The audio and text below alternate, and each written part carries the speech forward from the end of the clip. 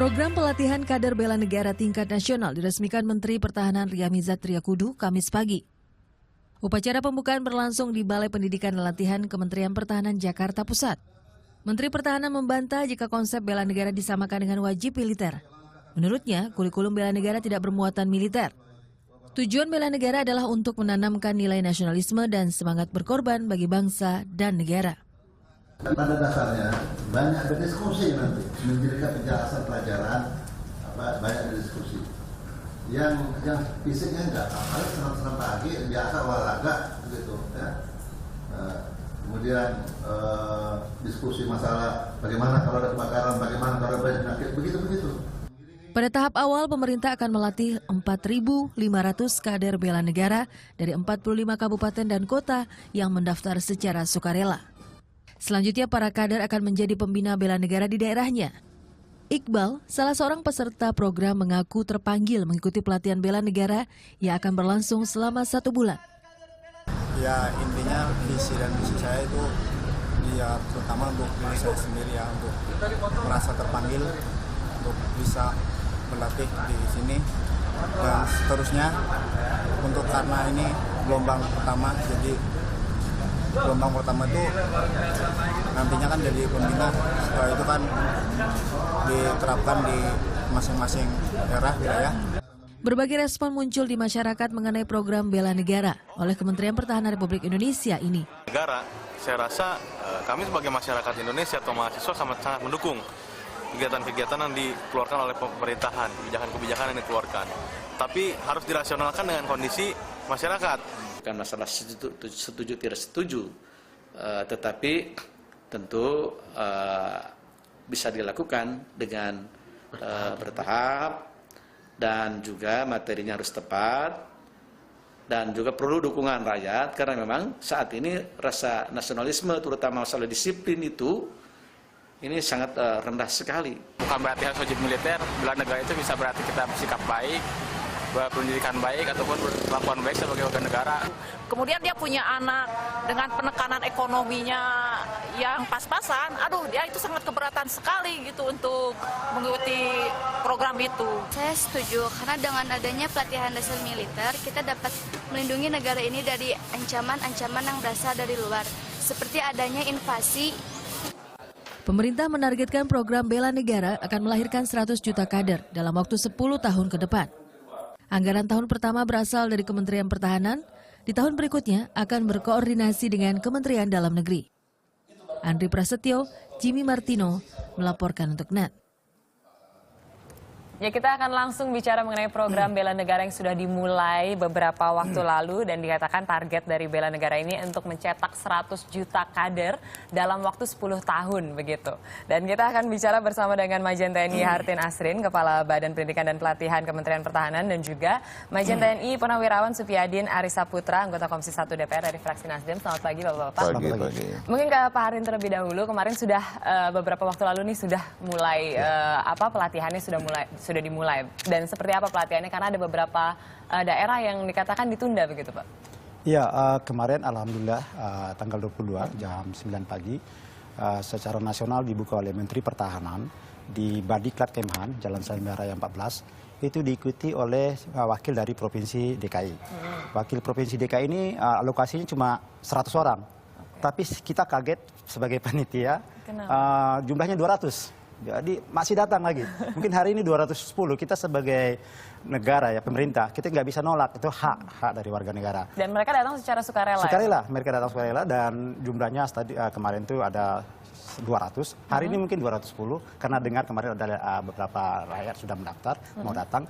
Kita nggak bisa nolak. Kebetulan kita mampu untuk menerimanya atau melaksanakan diklat walaupun berlebih. Karena kita kerjasama dengan provinsi atau pemerintah dengan Kesbangpol. Kesbangpol memberikan dana tambahan. Oke, animo masyarakat berarti begitu besar begitu ya Pak? Begitu besar. Target kita di seluruh Indonesia kan 4.500 di 45 titik kabupaten kota. Mungkin sampai 6.000 tuh. Karena rata-rata 120, 150, 200 gitu. Kadang ada yang 100. Kalau daerah-daerah yang ditunda ini kenapa Pak? Kemarin sudah ada 8 tempat yang sudah, 2 nanti tanggal 1. Rata-rata mereka mundur karena mereka koordinasi dengan pusat, administrasi lah, masalah administrasi, sehingga tertunda beberapa hari gitu. Tapi semua sudah kumpul semua. Rata-rata sudah mendekati akan dimulai. Jadi ada minta ditunda tanggal 1 karena Pak Gubernurnya, Pak Bupatinya mau jadi irup. Karena ini irupnya penyelenggaranya Kes Bangpol. Jadi dia ingin membuka sendiri Pak Bupati. Saya hormat sekali dengan Pak Bupati, dengan Pak Gubernur. Jadi karena ada rapat di Jakarta, tunggu dia kembali dulu. Ya, Bukan karena ketidaksiapan ya Pak? Hampir rata-rata karena irupnya tuh dari pejabat setempat, dia pengen mengambil karena semangat bela negara juga dari para pejabat tersebut.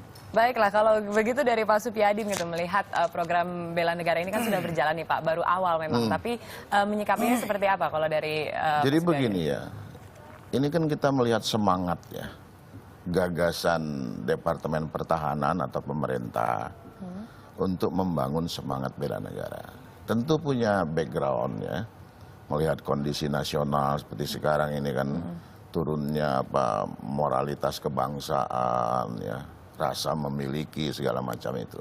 Nah, sementara bela negara itu substansinya adalah menanamkan jiwa patriotisme.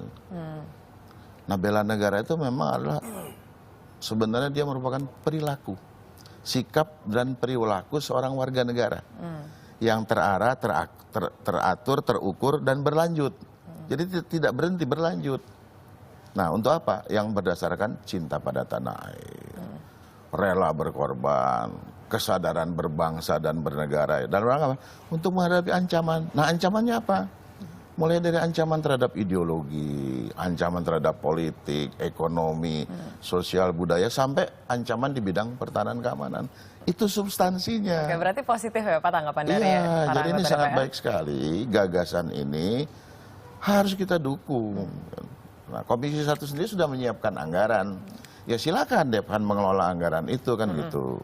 Sepanjang tidak keluar dari yang sudah ditetapkan, ya silakan mengelola anggaran itu. Kan Oke, gitu. pertanggungjawaban anggarannya tapi nantinya dimintai Oh seperti tetap, apa? Pak? nanti kan kita minta ke Komisi 1. Kan Depan ini kan mitra kerja Komisi 1. Jadi nanti pada evaluasi misalnya program semester 1 misalnya, atau ini program ini kan tahun 2015 nih. Ya kita akan minta penjelasan sejauh mana program itu dilaksanakan, kan gitu.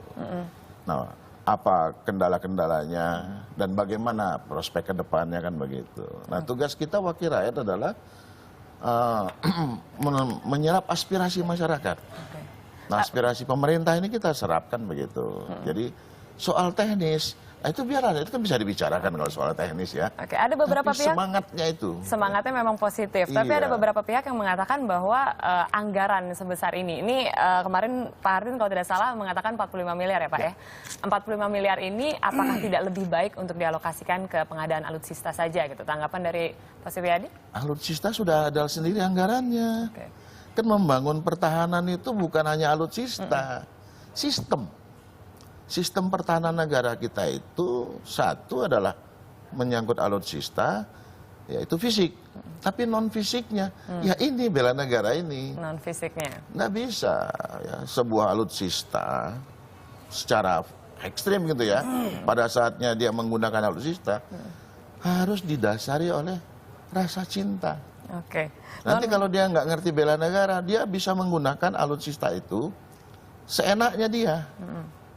Padahal alutsista itu kan banyak membahayakan orang kan. Betul. Nah, jadi perlu ditanamkan dulu. Yang ini kan masih, memegangnya siapa masyarakat gitu ya, umum ini masih sederhana sekali penanaman bela negaranya ya. Oke, dan kalau misalnya kita bicara mengenai penanaman bela negara yang non fisik begitu, yang masuk ke dalam mental seorang pembela negara, memang di sini dikatakan materinya ada 3 ya Pak Hardin ya, ada dasar, inti dan juga tambahan. Yep. Nah boleh dijelaskan nih Pak, dasarnya memang di sini saya melihat sebenarnya apa yang sudah diajarkan di sekolah dasar juga kurang lebih sama begitu mengenai sejarah kebangsaan, kepemimpinan dan lain-lain. Tapi kalau penjelasan lebih lanjutnya mengenai program ini?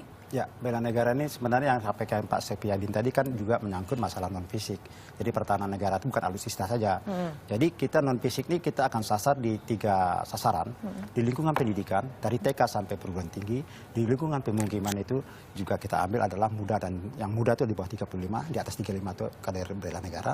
Kemudian di lingkungan pekerjaan, yaitu di kementerian lembaga. Sehingga pelaksanaan di lapangan untuk diklat bela negara ini, pendidikan pelatihan bela negara ini dilaksanakan oleh Kementerian Pertahanan bekerja sama dengan kementerian lembaga terkait dan seluruh komponen bangsa. Jadi ini bukan tanggung jawab dari Kementerian Pertahanan. menyangkut nanti materi tadi tiga tadi, dasar, inti, dengan tambahan. Kalau dasar itu memang mereka kan harus mengerti bagaimana membela negara. Jadi kita masuk kalau ada bagaimana dia mengerti Undang-Undang Nomor 3 2002 tentang pertahanan negara.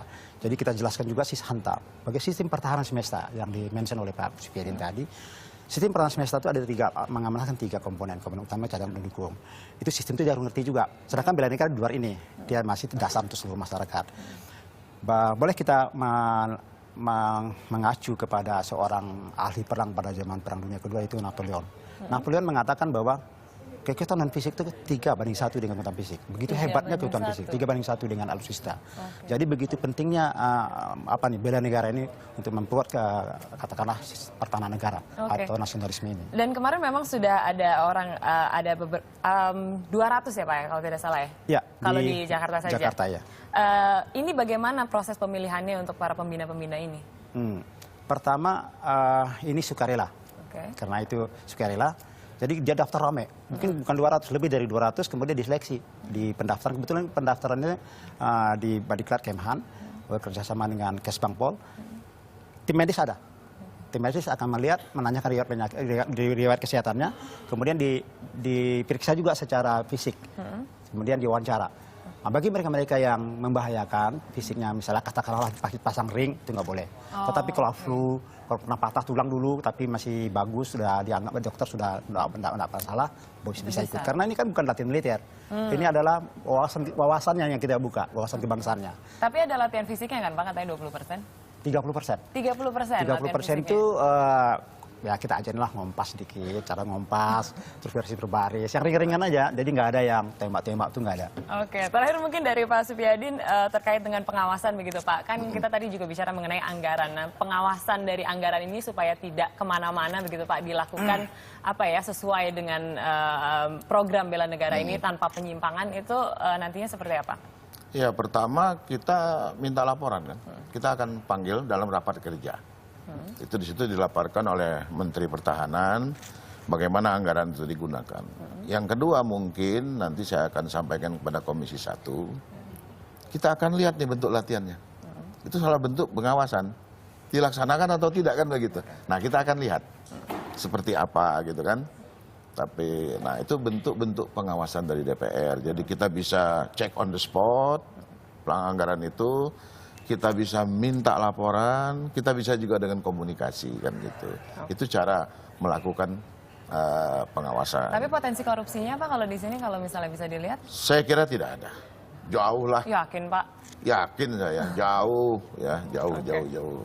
Saya ini kan militer, tahu persis bagaimana Departemen Pertahanan, apalagi yang seperti ini. Apalagi programnya di sini ada begitu banyak kepemimpinan, juga rasa cinta pada negara, tidak boleh ada potensi korupsi di sini begitu ya Pak? Itu iya, membela negara, masa latihan bela negara disertai dengan korupsi, ya udah kebangetan lah. Gitu ya. Oke, terakhir mungkin dari Pak Hartin, bagaimana kalau misalnya masyarakat mau mengikuti gitu Pak, dan saya sendiri gitu, misalnya kalau saya bekerja sehari-hari, bagaimana sebenarnya saya mau ikut program bela negara ini harus mendaftar kemana gitu? Ya. Karena kemarin sudah diluncurkan oleh Menhan, pelatih inti yang 45 kabupaten kota. Selanjutnya bagi teman-teman warga negara yang akan mendaftar, silakan mendaftar ke Kesbangpol, kabupaten kota dan provinsi. Karena leading sektor kita serahkan ke Kesbangpol, karena ini tidak berlatihan militer, latihannya adalah sipil begitu. Kita ketuanya adalah Kesbangpol, wakilnya dari mungkin dari TNI. Oke, jadi bisa langsung mendaftarkan diri ya?